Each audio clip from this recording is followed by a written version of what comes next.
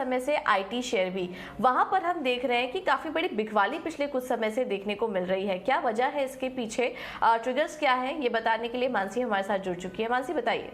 बिल्कुल, तो आईटी शेयरों में गिरावट तो ज़रूर नज़र आ रही है और सबसे पहले मैं यही कहना चाहूँगी कि आईटी के सेंटिमेंट्स जो हैं किसी भी बाजार के लिए अगर देखा जाए, चाहे फिर वो डोमेस्टिक हो या ग्लोबल हो, कनेक्ट्स जो हैं ग्लोबल मार्केट से ज़रूर होते हैं। यानी कि अगर डोमेस्टिक मार्केट में कोई आईटी कंपनी है, ऑफकोर्स ग्लोबल सेंटिमेंट्स में अगर उतार चढ़ाव आते हैं तो उसका भी सीधा असर कह सकते हैं, अगर डॉलर में भी कोई या करेंसी में भी कोई इम्पैक्ट आता है तो उसका भी सीधा असर आईटी सेक्टर पर ज़रूर पड़ता है। और इसी वजह से हमें देखना चाहिए सिर्फ डोमेस्टिक कंसर्न से नहीं, जो भी ग्लोबल फैक्टर्स हैं वो भी इस सेक्टर पर काफी हद तक हावी होते हैं।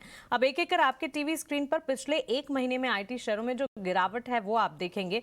Coforge, Mphasis, Mindtree, Infosys, TCS, LNT Infotech, Wipro, HCL Technologies, ये सारी की सारी दिग्गज बड़ी कंपनियां जो हैं आईटी से जुड़ी हुई, करीब 3 से लेकर 11% तक की बिकवाली पिछले एक महीने में दिखा चुकी है। तो भारी गिरावट यहां पर नजर आ रही है और सिर्फ डोमेस्टिक फैक्टर्स ही नहीं है इसके पीछे का कारण। वॉलेटिलिटी जो है वो अक्रॉस द ग्लोब आती हुई दिख रही है, जिसका एक असर आप देखेंगे। अब आइए इसके पीछे की वजह क्विकली आपके सामने रख देते हैं। एक तो देखिए, इन्फ्लेशन एक बड़ा कंसर्न है जिससे निपटने की कोशिश दुनिया भर के बाजार इस वक्त कर रहे हैं। फेड ब्याज दरों में 0.75% की बढ़ोतरी कर सकता है। ये खबर का एक इम्पैक्ट है जो कि हम देख रहे हैं। वैश्विक मंदी को लेकर काफी हद तक चिंताएं हैं और इसी चिंता को ठीक करने या इसी प्रॉब्लम की सोल्यूशन में काफी हद तक देख सकते हैं कि दुनिया भर की अथॉरिटीज जो है वो लगी हुई है और इसका एक इम्पैक्ट है जो कि आईटी, मेटल जैसे सेक्टर्स है जिस पर खास तौर से पड़ता हुआ दिखेगा, क्योंकि ग्लोबल कनेक्ट्स हैं जो कि सीधे तौर पर यहां पर असर डालते हैं। इसके अलावा सेंटिमेंट्स को लेकर काफी हद तक जोखिम बढ़ते हुए दिखे हैं घरेलू आईटी कंपनियों के पास। अट्रिशन और महंगाई की चिंताएं लगातार बरकरार है। देखिए, ग्लोबल फैक्टर्स तो है ही, लेकिन साथ ही आईटी कंपनियों के लिए अपनी भी कई सारी वजह हैं। पिछले दिनों हमने आपको बताया भी था, आईटी कंपनियों के लिए अट्रिशन रेट एक बड़ा प्रॉब्लम मुद्दा साबित होती हुई दिख रही है।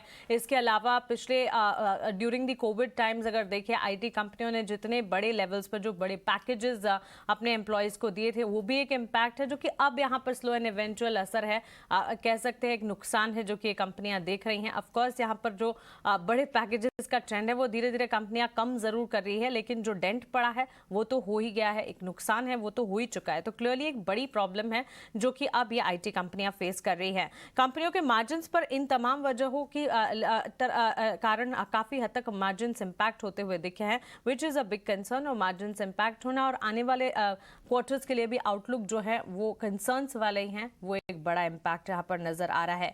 कुछ तमाम रिपोर्ट्स भी हैं जो कि बिकवाली या कह सकते हैं सेंटिमेंट्स जो हैं गिरावट के सुझा रही हैं। जेपी मॉर्गन की रिपोर्ट आई है, सभी ओवरवेट ट्राई को उन्होंने डाउनग्रेड कर न्यूट्रल किया है। तो क्लियरली डाउनग्रेड ट्रेंड्स यहाँ पर नजर आ रहे हैं। इससे सीधा पता चलता है कि ब्रोकरेज के रडार पर भी आईटी सेक्टर्स जो हैं वो बेरिश ट्रेंड ही दिखा रहे हैं। फिलहाल सेक्टर पर अंडरवेट की राय है। मध्य अवधि में मार्जिन्स पर आगे और दबाव जो है वो बढ़ने की संभावना है। तो clearly across the globe sentiments जो हैं, डोमेस्टिक ट्रिगर्स जो हैं आईटी स्पेस के लिए फिलहाल कमजोर नजर आ रहे हैं और इसी वजह से हम देख रहे हैं आईटी से जुड़ी जितनी भी कंपनियां हैं पिछले एक महीने में तो बड़ी गिरावट यहां पर देखी जा चुकी है।